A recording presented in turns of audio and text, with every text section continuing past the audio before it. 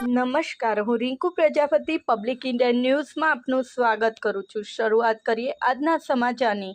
આણંદ જિલ્લામાં પાણીના 2637 ટેસ્ટ પૈકી 2074 પોઝિટિવ આવ્યા। આણંદ જિલ્લામાં 2 દિવસ સુધી થયેલા ભારે વરસાદ બાદ પૂરના પાણી ઓસરતા અસરગ્રસ્ત વિસ્તારોમાં રોગચાળો ન ફેલાય માટે આરોગ્ય વિભાગની 853 ટીમો દોડતી થઈ ગઈ હતી।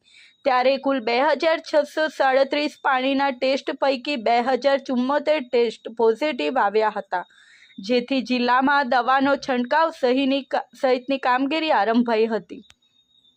આરોગ્ય વિભાગે 121 મેડિકલ કેમ્પો થકી 3481 વ્યક્તિઓને સ્થળ પર જ સારવાર આપી હતી, જ્યારે કુલ 1,86,632 વસ્તીમાં સર્વે કરી 1528 જેટલા દર્દીઓને તેમના ઘરે જઈને સારવાર અપાઈ હતી।